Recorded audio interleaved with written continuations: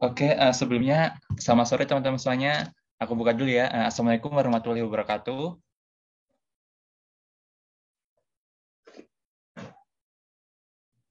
Oke, halo semuanya, selamat sore teman-teman semuanya.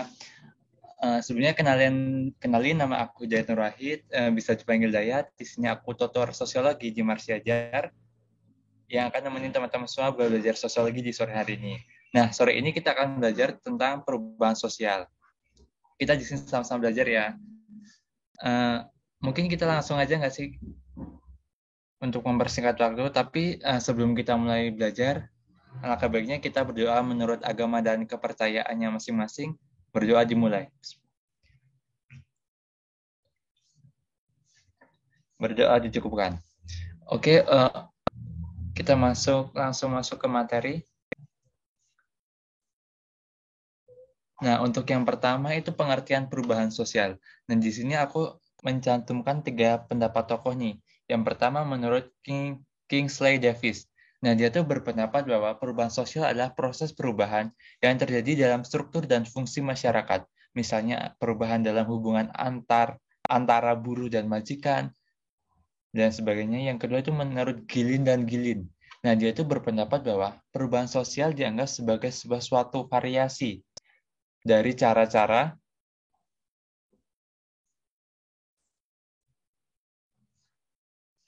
Oke, nggak ganti ya saya. Sekarang gimana?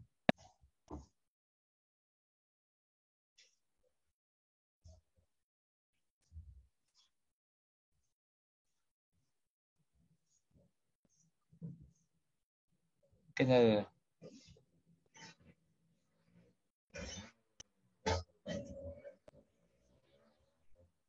coba aku stop share screen dulu. Sorry ya teman-teman.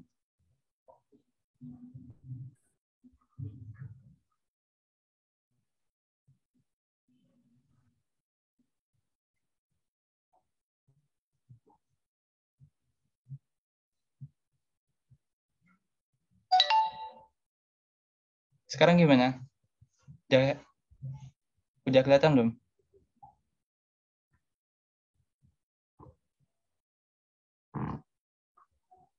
Sekarang gimana teman-teman? Bisa kelihatan belum? Atau udah ganti belum? Oke, udah. Kita lanjut aja ya. Nah, tadi udah sampai ke poin kedua nih. Gilin dan Gilin.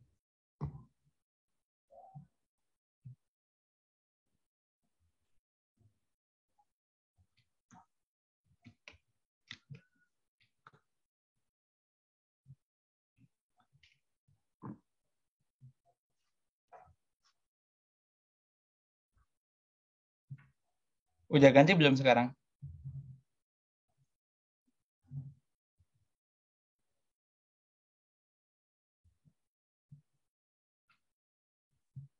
Halo teman-teman, udah ganti slide belum ya?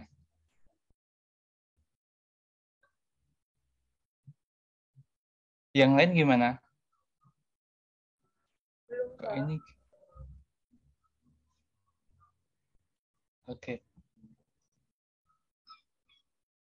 Sekarang sekarang gimana?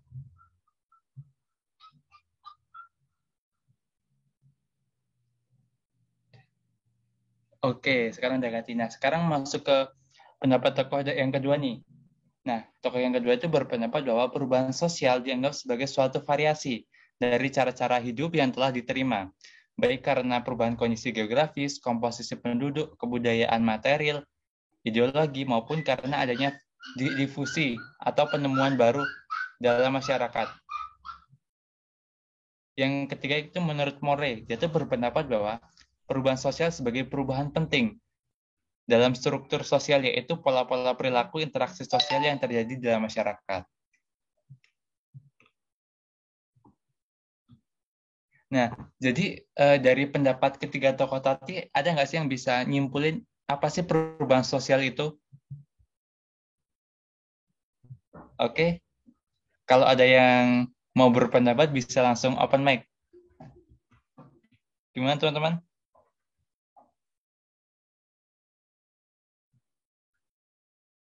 Ayo gimana? Ada yang mau berpendapat? Oke, langsung aja ya. Nah, jadi perubahan sosial adalah suatu proses di mana terjadi perubahan struktur dan fungsi suatu sistem sosial di dalam masyarakat. Jadi intinya tuh perubahan sosial itu perubahan yang ada di dalam masyarakat, baik dalam sistemnya, polanya, terus strukturnya, dan lain sebagainya. Jadi intinya perubahan sosial itu perubahan yang ada di masyarakat. Ingat-ingat itu aja sih. Nah, untuk yang selanjutnya itu teori perubahan sosial. Nah, teori perubahan sosial itu ada dua. Yang pertama itu teori evolusi, yang kedua itu teori siklus. Nah, yang pertama teori evolusi.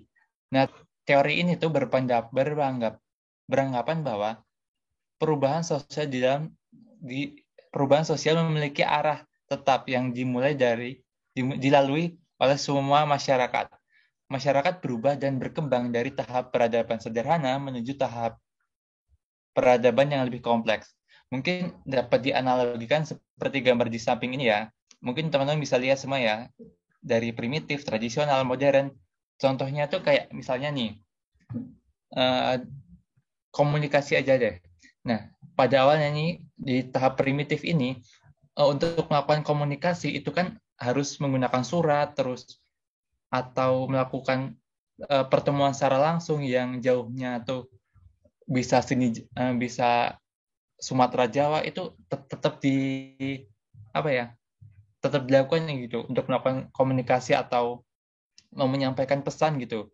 Kalau nggak menggunakan surat yang relatif lama dan sebagainya. Nah kemudian eh, itu kemudian ditinggalkan karena adanya penemuan-penemuan baru dan masuk ke tahap tradisional. Tahap tradisional ini mungkin eh, bisa ditemui eh, apa komunikasi tadi itu beralih ke telepon biasa yang hanya bisa menerima telepon terus SMS dan enggak terus kemudian berkembang lagi ke tahap modern. Nah, tahap modern ini tuh udah berkembang lagi nih kecanggihan komunikasi tadi menggunakan Android bisa dan nggak hanya menggunakan suara aja nih. Sekarang kan bisa menggunakan video dan sebagainya. Mungkin bisa dianalogikan seperti ini ya sih.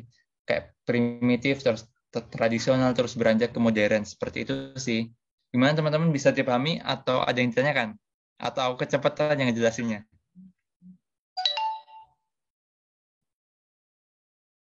Gimana teman-teman? Ada yang ditanyakan?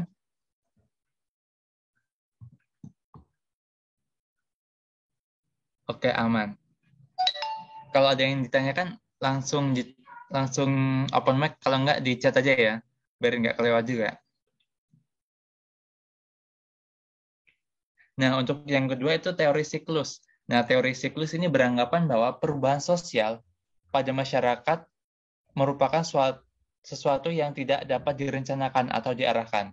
Nah, dianalogikan gambarnya itu seperti di samping ini ya. Maksudnya contohnya itu seperti apa sih, Kak? Contohnya itu kayak eh, motor klasik gitu aja, guys. Motor klasik itu pada awalnya itu kan modern gitu. Kayak waduh wah banget gitu motor klasik. Tapi lambat laun tuh motor klasik itu menurun gitu karena ada apa ya? Merek motor baru, motor gede terus motor-motor matic yang sekarang lagi hit sekarang ini. Tapi kan kemudian turun menjadi tradisional terus dianggap primitif.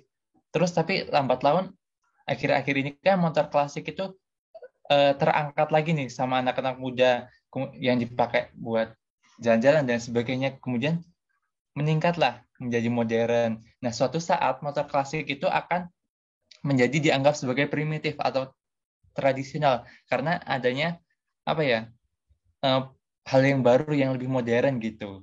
Pokoknya tuh istilahnya tuh bisa awalnya tuh naik terus turun, terus kemungkinan tuh bisa naik bisa turun lagi seperti itu. Gitu aja sih tentang teori siklus. Gimana bisa dipahami nggak dengan teori siklus ini? Kak mau nanya kalau para ahli sosio di Eropa lebih cenderung memilih ekonomi siklus apa gimana?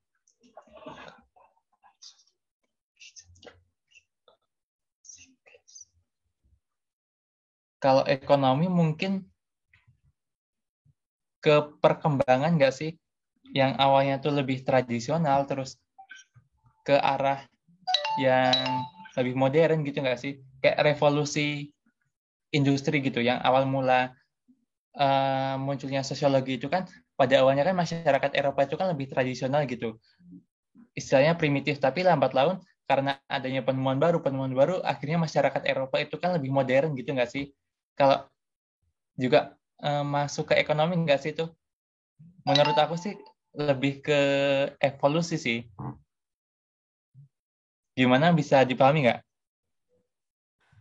Maksud aku tuh nanti aku salah ketik. Maksud aku tuh kalau para ahli sosial di Eropa itu lebih cenderung memilih teori siklus atau teori evolusi.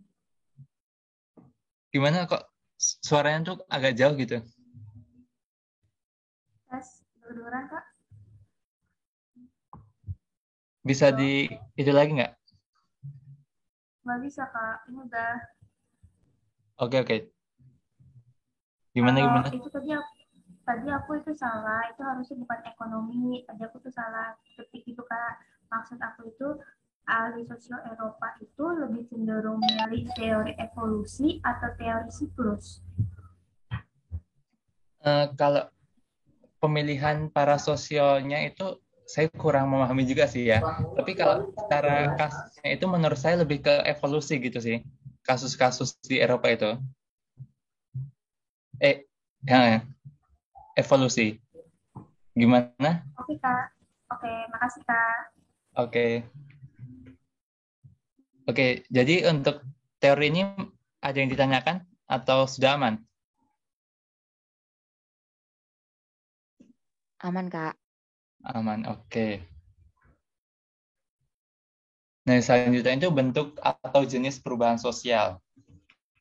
Nah, yang pertama, perubahan sosial berdasarkan kecepatan berlangsung. Nah, berdasarkan kecepatan berlangsung itu ada perubahan lambat atau evolusi, kedua perubahan cepat atau revolusi.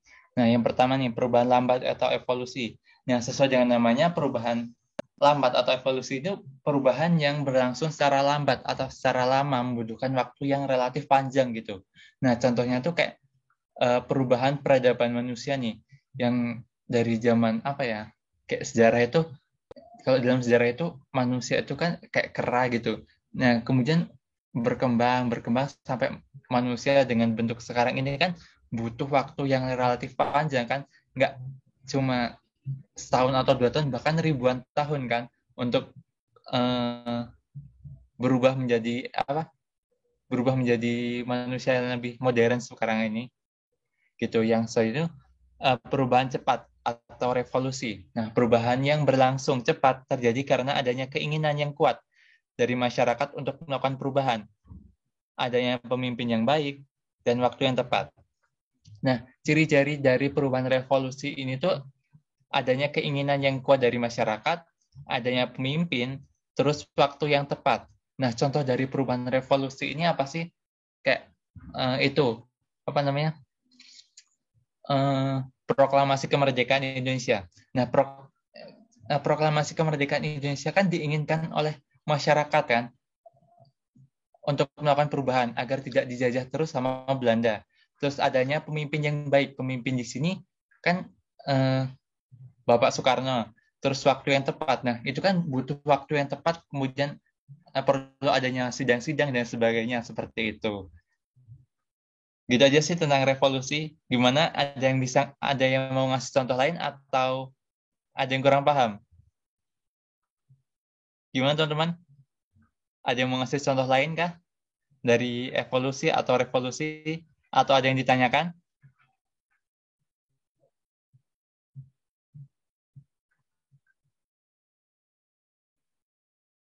Oke, oke, ini. Oke, tidak. Oke. Nah, yang selanjutnya itu perubahan berdasarkan ukuran perubahannya. Yang pertama itu perubahan kecil, yang kedua perubahan besar. Yang perubahan kecil ini maksudnya itu perubahan yang nggak berdampak banyak ke masyarakat, hanya berdampak ke dirinya sendiri gitu. Contohnya itu perubahan gaya penampilan, terus gaya rambut, dan lain sebagainya. Nah, kalau gaya penampilan, terus perubahan penampilan itu kan nggak berdampak ke masyarakat secara luas kan, hanya berdampak ke dirinya sendiri kan. Nah, yang kedua perubahan besar. Nah, sesuai dengan namanya tuh perubahan besar itu perubahan yang berdampak besar ke masyarakat. Contohnya tuh kayak perubahan sistem pertanian di Indonesia. Nggak hanya di Indonesia sih, ya contoh perubahan sistem pertanian gitu aja. Nah, yang dahulu kan masyarakat Indonesia itu kan mengelola sawahnya kan menggunakan kerbau, terus dibajak secara menggunakan tenaga kerbau. Nah, yang sekarang ini kan karena adanya kemajuan teknologi, membajak sawah itu kan bisa menggunakan traktor, terus mesin dan lain sebagainya. Yang secara nggak langsung itu kan akan berpengaruh terhadap kehidupan masyarakat. Nah, misalnya nih, pada zaman dahulu tuh membajak sawah tuh hanya menggunakan kerbau. Nah, itu tuh hanya bisa mengolah satu petak sawah dengan jumlah hasil panennya itu kan cuma sedikit kan. Itu mungkin hanya dapat dimakan untuk keluarganya sendiri atau dirinya sendiri gitu. Nah, sedangkan kalau mengolah sawah menggunakan bajak, itu kan secara nggak langsung bisa meningkatkan hasil pertanian gitu. Eh, Semisal kalau yang menggunakan sapi itu hanya bisa mengolah satu petak, kalau menggunakan bajak tadi bisa mengolah 5 sampai 10 petak sawah. Nah, secara nggak langsung itu akan meningkatkan hasil pertanian kan. Nah, itu kan nggak habis untuk dimakan sendiri kan, bisa dijual. Nah, secara nggak langsung kan bisa meningkatkan eh, perekonomian dari masyarakat itu sendiri dan masyarakat secara luas karena pemenuhan kebutuhan pokok tadi gitu. Gitu sih tentang perbedaan perubahan kecil dan perubahan besar. Ada yang ditanyakan? Oke, lanjut aja dulu nggak sih? Nah, yang selanjutnya itu perubahan berdasarkan prosesnya. Nah, perubahan berdasarkan prosesnya itu ada perubahan yang direncanakan, climate change, dan dikehendaki. Yang kedua, perubahan yang tidak direncanakan, unplanned change, dan tidak dikehendaki.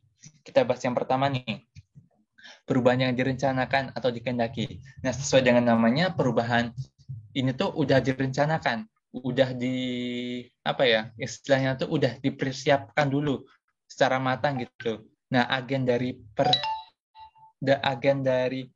yang melakukan perubahan sosial ini tuh namanya agen of change. Agen of change. Change-nya kayak gini ya, kalau saya salah pronunciation-nya, agen of change. Ingat-ingat itu aja. Contohnya tuh kayak program vaksinasi, itu kan direncanakan oleh pihak Kementerian Kesehatan ataupun dari mana itu Satgas dan sebagainya. Nah, tujuannya tuh untuk apa sih? Tujuannya untuk terbebas dari COVID. Nah, diingat lagi kalau perubahan yang direncanakan ini tuh untuk arah yang positif, untuk arah yang lebih baik lagi gitu. Contoh lainnya tuh kayak program KB nih. Program KB itu tujuannya kan untuk menekan angka kelahiran atau bonus demografi kalau secara ilmiahnya. Nah, itu direncanakan oleh siapa? Agen of change-nya siapa nih? BKKBN gitu. Nah, untuk yang kedua, perubahan yang tidak direncanakan dan tidak dikehendaki. Nah, perubahan ini tuh bersifatnya tuh negatif gitu, yang bisa merugikan dari masyarakat gitu. Contohnya tuh bencana alam dan sebagainya. Kok bencana alam bisa menjadi faktor perubahan sosial sih? Nah, soalnya gini, misalnya banjir gitu aja nih. Nah, secara nggak langsung banjir itu kan akan berdampak di dalam kehidupan ekonomi. Terus kalau misalnya banjirnya banjir bandang gitu kan, secara nggak langsung bisa merubah struktur sosial, struktur keluarga, dan sebagainya. Itu kan secara nggak langsung bisa mempengaruhi perubahan sosial di dalam masyarakat gitu. Gimana teman-teman bisa dipahami tentang perubahan berdasarkan prosesnya sama tadi perubahan apa? Berdasarkan ukuran? Ada ditanyakan? Atau aman? Oke, bisa. Yang lain gimana nih?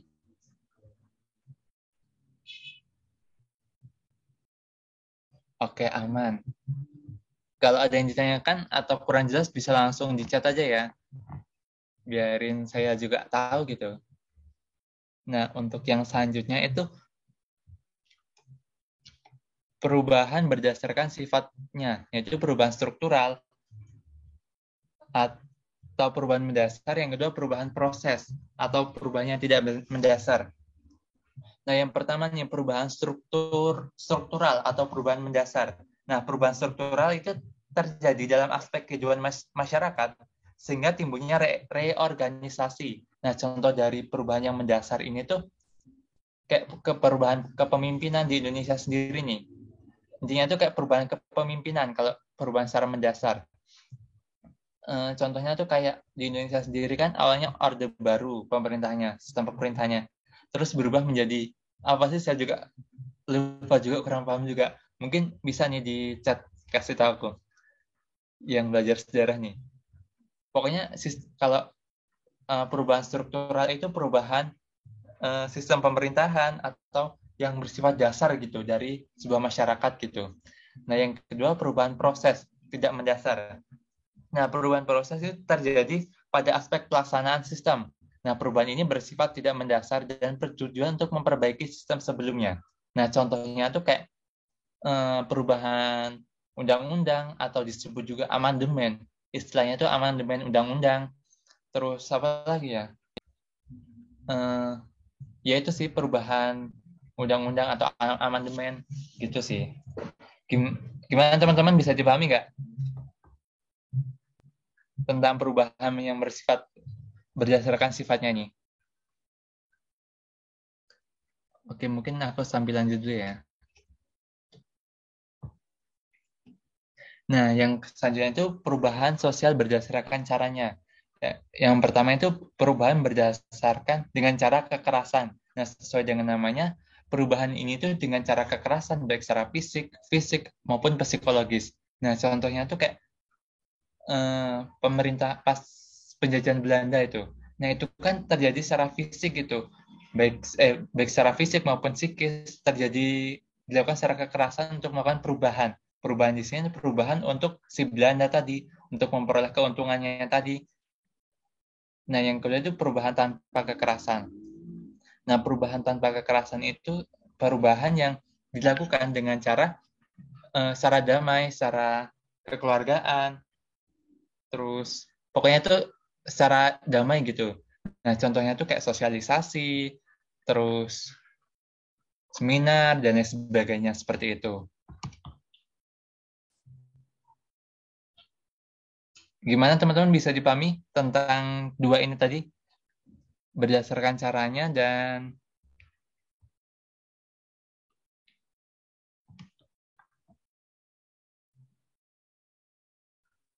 Oke, bisa. Yang lain gimana?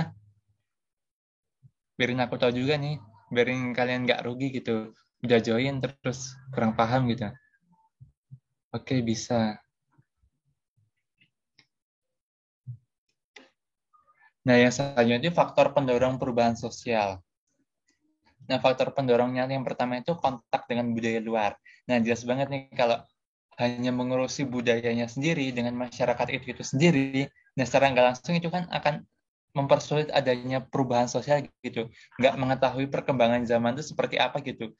Kayak suku-suku dari pedalaman itu kan relatif lebih terhambat gitu, lebih terbelakang gitu dibandingkan dengan masyarakat yang luar gitu. Karena dia tuh ya tinggalnya tuh di situ aja, nggak apa ya, gimana sih kehidupan di zaman sekarang tuh kayak mana, menggunakan teknologi itu seperti apa dan sebagainya. Yang kedua, sikap terbuka terhadap budaya lain. Nah, sikap terbuka ini tapi harus disaring-saring terlebih dahulu sih untuk menerima budaya lain. Yang kedua, keinginan ingin maju, jelas banget ini dari orientasinya, dari pemikiran masyarakat itu sendiri. Yang kedua, terdapat kemajuan dalam sistem pendidikan. Nah, sistem pendidikan ini bisa menjadi faktor pendorong perubahan sosial. Nah, contohnya kayak di negara-negara maju itu kan sistem pendidikannya lebih maju kan dibandingkan negara-negara berkembang. Nah, secara langsung itu akan berpengaruh terhadap perubahan sosial di dalam masyarakat itu sendiri. Yang selanjutnya itu orientasi pada masa depan. Nah, adanya orientasi itu pemikiran, oh nanti ke depan tuh akan gimana-gimana.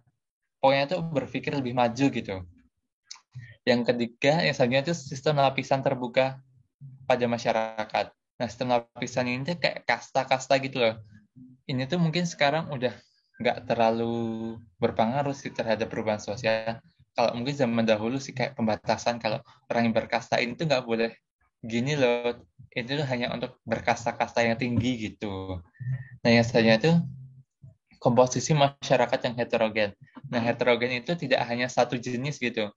Misalnya dalam bidang keahlian gitu.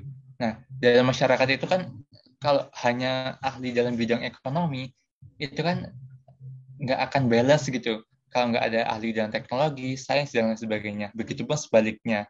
Kalau hanya ahli bidang sains, teknik, tapi nggak ada ahli di bidang teknologi, masyarakat itu bidang ekonomi, masyarakat itu akan kayak gimana ya, pincang gitu pergerakannya. Yang sebenarnya ini ketidakpuasan terhadap bidang tertentu, yang sebenarnya sikap menghargai budaya lain, yang sebenarnya sikap toleransi terhadap perubahan tertentu. Oke, untuk yang selanjutnya ini faktor penghambat ya, sorry, belum aku ganti. Nah, ini faktor penghambat perubahan sosial. Oke, mungkin aku cari dulu.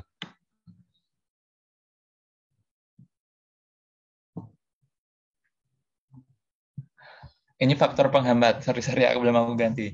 Nah, faktor penghambat yang pertama yaitu perkembangan ilmu pengetahuan dan teknologi yang lambat.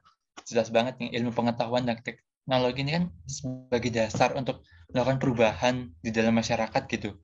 Yang sebenarnya kurang menjalin hubungan dengan masyarakat lain. Yang saya contohkan tadi kayak masyarakat di pedalaman itu kan kurang menjalin dengan masyarakat luar gitu. Yang sebenarnya terdapat prasangka terhadap budaya. Nah, maksudnya prasangka di sini tuh kayak prasangka buruk ya. Misalnya nih, budaya barat itu bakal menggeser nih budayaan kita yang udah diwariskan oleh nenek moyang. Kayaknya tuh nggak baik itu buat kelangsungan dari budaya kita. Nggak selamanya dari budaya barat itu akan berpengaruh negatif. Tergantung kitanya yang menyaring, memfilter, dan sebagainya. Biasanya itu adat yang mengikat. Kayak masyarakat ini biasanya di masyarakat yang berada di daerah pedalaman sih, yang mengikat yang adatnya masih mengikat, yang melarang kayak misalnya perempuan itu nggak boleh bekerja, nggak boleh keluar kampung dan sebagainya. Yang ternyata ada keyakinan yang tertanam dengan kuat. Nah, keyakinan ini kayak tadi nih, keyakinan adat dan budayanya yang kuat tadi. Yang sebenarnya adanya sikap pasrah dalam menghadapi kehidupan. Kayaknya itu pasrah mau dikasih makan ya alhamdulillah, kita yang penting apa ya, berpasrah sama Tuhan aja gitu. Nah, mungkin itu iya sih, semua itu dari Tuhan, tapi kita kan yang mengusahakan gitu untuk mendapatkan itu. Nah, saya ini perbedaan ideologi atau pemikiran di dalam masyarakat. Nah, ini bisa menimbulkan konflik dan sebagainya. Biasanya sikap masyarakat yang tradisional, yang sebenarnya kemiskinan. Yang terakhir itu lokasi dan tempat yang sulit terjangkau. Nah, ini contohnya tuh kayak di daerah mana tuh, yang daerah Papua itu yang Pak Jokowi melakukan apa ya, kunjungan gitu, yang di daerahnya itu nggak ada apa ya, daerahnya tuh sepi gitu. Terus ditanya sama bupatinya, katanya tuh di daerah, karena katanya warganya itu di dalam hutan gitu. Nah, secara nggak langsung itu kan menyulitkan dari pemerintah untuk melakukan pembangunan di daerah tersebut karena ada kesulitan dari akses dan sebagainya. Oke, gimana teman-teman, bisa dipahami atau ada yang ditanyakan tentang faktor pendorong sama penghambat dari perubahan sosial ini?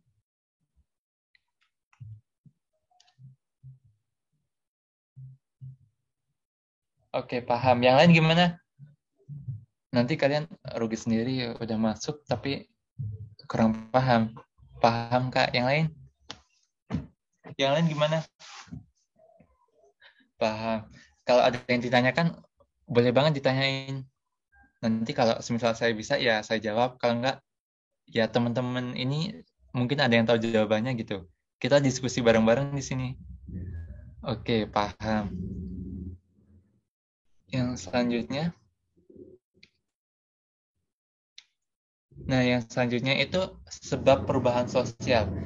Nah, faktor dari dalam. Nah, faktor dari dalam itu faktor dari dalam masyarakat itu sendiri. Yang pertama itu perubahan jumlah penduduk atau demografi. Kalau semakin banyak itu kan semakin sulit untuk melakukan perubahan sosial gitu, yang kesannya itu pertentangan atau konflik, yang sebenarnya penemuan atau perkembangan ilmu pengetahuan dan teknologi.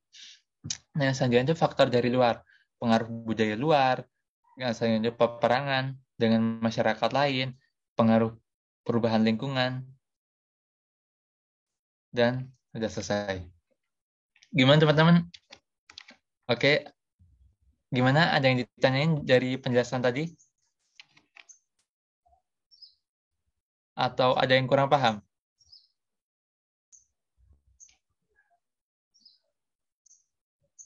Oke, langsung masuk ke materi. Materi sih. Latihan soal aja sih ini. Nih, kita masuk ke latihan soal yang pertama. Salah satu faktor perubahan terjadinya perubahan sosial yang berasal dari luar masyarakat adalah A. Konflik dalam masyarakat, B. Revolusi dan pemberontakan, yang C. Perubahan jumlah penduduk, yang D. Penemuan-penemuan baru, yang E. Pengaruh kebudayaan masyarakat lain. Kira-kira yang mana nih? Faktor dari luar. Faktor dari luar nih. Ada yang tahu jawabannya nggak? Ada yang lain? Yang lain? Ada yang lain? Yang lain? Oke, kayaknya jawabannya semua. Emang bener kan? Oke, kita cek dulu. Bener banget jawabannya karena tadi faktor dari luar itu pengaruh budaya luar. Sama dengan jawabannya yang ya, pengaruh budayaan masyarakat lain. Yang kedua itu peperangan dengan masyarakat lain. Yang selanjutnya itu pengaruh perubahan lingkungan. Kalau revolusi atau pemberontakan ini kan kurang spesifik gitu, bisa dilakukan di dalam masyarakat itu sendiri tanpa adanya faktor dari luar. Jadi ini bisa masuk ke perubahan dari dalam masyarakat itu sendiri. Nah, untuk yang selanjutnya nih, soal sebab akibat. Nah, menyerahkan segala bentuk keadaan kepada Tuhan tanpa mau bangkit dari keterpurukan adalah salah satu sikap yang menghambat terjadinya perubahan dalam diri seseorang. Sebab sikap tersebut mencerminkan adanya sikap pasrah menghadapi kehidupan. Nah, dari dua pernyataan ini menunjukkan sebab akibat nggak?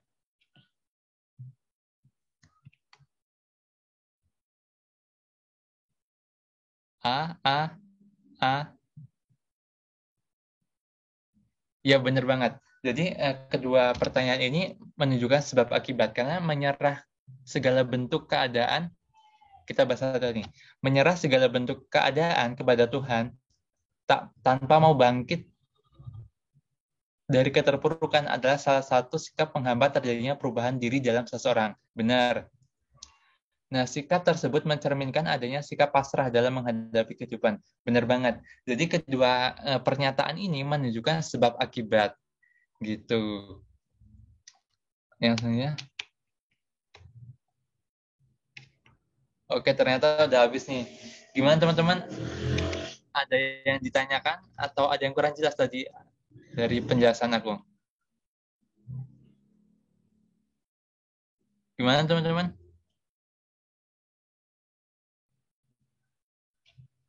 Ada yang ditanyakan atau kurang jelas? Paham semua, Kak? Alhamdulillah. Paham, Kak. Makasih banyak. Jelas, Kak. Oke. Penjelasannya. Oke. Yang lain gimana? Ada yang ingin ditanyakan atau kurang jelas? Oh iya nih, link evalnya. Oke. Aku stop share screen ya.